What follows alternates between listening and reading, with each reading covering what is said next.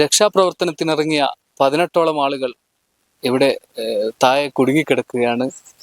അവരെ രക്ഷിക്കാൻ വേണ്ടി, അവരുടെ അടുത്തൊരു ബോഡി ഉണ്ട്, അവരെ രക്ഷിക്കാൻ വേണ്ടി ഇപ്പോൾ NDRFിൻ്റെ സംഘവും ഫയർഫോഴ്സിൻ്റെ ടീമും വളരെ ദുഷ്കരമായ മാർഗത്തിലൂടെ താഴേക്ക് റോപ്പ് ഉപയോഗിച്ചുകൊണ്ട് ഇറങ്ങിയിട്ടുണ്ട്. ഏതാനും നിമിഷങ്ങൾക്ക് മുമ്പെയാണ് എത്തിയത്.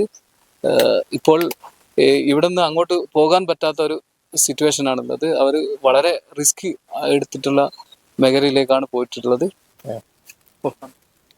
നമ്മൾ ഇന്നലെ രാത്രിയാണ് നമ്മൾക്ക് വിവരം കിട്ടുന്നത്. നമ്മളെ കൺട്രോൾ റൂമിൽ കൺട്രോൾ റൂമിൻ്റെ ഇവിടുത്തെ ഈ പ്രവർത്തനത്തിൻ്റെ ഇന്നലെ മുതലുള്ള ചാർജ് അബ്ദുൾ റഷീദ് സാറാണ്, റീജിയണൽ ഫയർ ഓഫീസർ.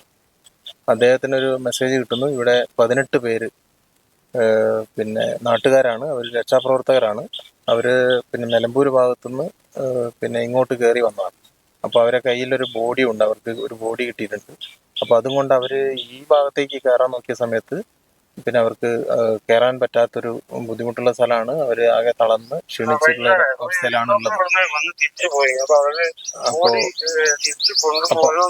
അപ്പോൾ അതില് അതുകൊണ്ടാണ് നമുക്ക് ഇന്നലെ രാത്രി വിവരം കിട്ടിയ സമയത്ത് തന്നെ നമ്മൾ അതുമായിട്ട് ബന്ധപ്പെട്ട് ഈ സ്ഥലം പരിശോധിച്ചപ്പോൾ നമുക്ക് രാത്രി അത് രക്ഷാപ്രവർത്തനം നടത്താൻ ബുദ്ധിമുട്ടാണെന്ന് മനസ്സിലാക്കുകയും ഫോറസ്റ്റ് ഡിപ്പാർട്ട്മെന്റായിട്ട് ബന്ധപ്പെട്ട് അവരെ ഒരു സുരക്ഷിതമായിട്ട് അവരെ എയ്ഡ് പോസ്റ്റ് ആ ഒരു ഭാഗത്തേക്ക് മാറ്റുകയും ചെയ്തിട്ടുണ്ട്.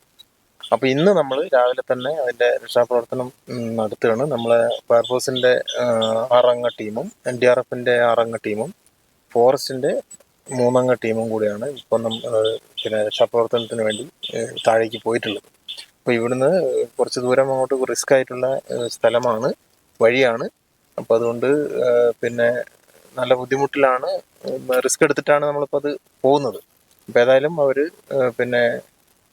ഒരു മല ഇറങ്ങി തുടങ്ങിയിട്ടുണ്ട്. അപ്പോൾ അത് കഴിഞ്ഞ് അവരെ അവിടെ എത്തിയതിന് ശേഷം എങ്ങനെ അത് മേലോട്ട് എത്തിക്കാം എന്നുള്ളത് നോക്കിയതിന് ശേഷം അതിൻ്റെ മറ്റു കാര്യങ്ങൾ ചെയ്യും. അത് ഇപ്പം നമുക്ക് ഇവിടുത്തെ വിവരം നമ്മൾ നമ്മുടെ മേലുദ്യോഗസ്ഥരെ അറിയിക്കും.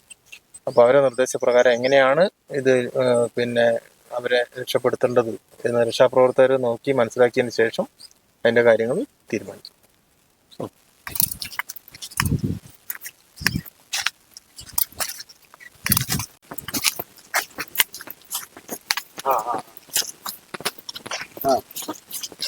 നോക്കിയിട്ട് വിളിക്ക്.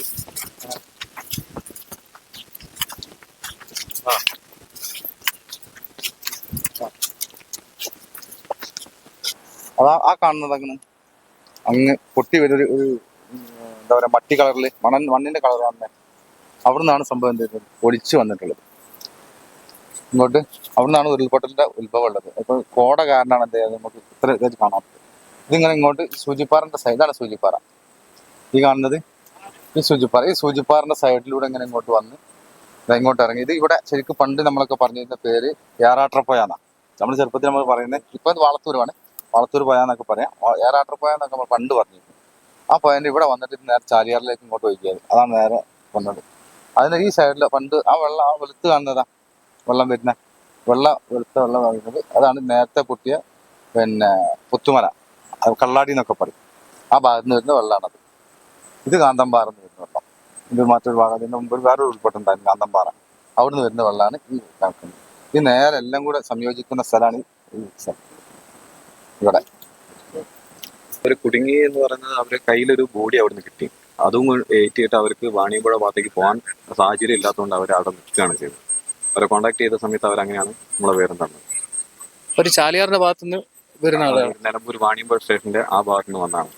ഇന്നലെ കാട്ടുന്ന ഞങ്ങൾ അവിടുന്ന് വേറൊരു റെസ്ക്യൂ ചെയ്യുന്ന സമയത്ത് അവരെ കണ്ടിട്ടുണ്ടായിരുന്നു. കാട്ടുന്ന അവർ സംസാരിച്ചാണ് അവരിങ്ങോട്ട് വന്നത് ഈ ഭാഗത്തേക്ക് സർച്ച് ചെയ്യുന്നത്. പുഴേന്റെ ആ സൈഡിലേക്കാണ് അവർ സർച്ച് ചെയ്യുന്നത്. ഇപ്പുറത്തെ സൈഡ് ഞങ്ങൾ സർച്ച് ചെയ്തു. ഇപ്പൊ അവരുടെ അവരായിട്ട് ബന്ധപ്പെടുന്നവരെ കിട്ടുന്ന ഒരാളെ ഫോൺ നമ്പർ ഉണ്ട്, അതിൽ വിളിക്കാൻ പറ്റുന്നുണ്ട്. അവർ ആ ബോഡി ഉള്ളതുകൊണ്ട് അതെങ്ങനെ എയർ ലിഫ്റ്റ് ചെയ്തിട്ടുണ്ടെങ്കിൽ അവർക്ക് ഒന്നുകിൽ വാണിയമ്പുഴ ഭാഗത്തേക്ക് തിരിച്ചു പോകാം, അല്ലെങ്കിൽ ഇവിടെ കയറാന്നുള്ള രീതിയിൽ അവർ പറഞ്ഞു. എയർ ലിഫ്റ്റിങ്ങിന്റെ സാധ്യത എത്രത്തോളം? അവിടെ വീതി കുറഞ്ഞ ഭാഗമാണ് പുഴയ്ക്ക്. അപ്പൊ എയർ ലിഫ്റ്റിംഗ് എന്ന് വെച്ചാൽ നമുക്ക് അവിടുന്ന് ചെയ്യാൻ സാധ്യത കുറവാണ്. ആ ഭാഗത്തുനിന്ന് വേറെ എങ്ങോട്ടെങ്കിലും വീതിയുള്ള ഭാഗത്തേക്ക് ബോഡി എത്തിച്ചാൽ മാത്രമേ എയർ ലിഫ്റ്റിംഗ് സാധ്യത.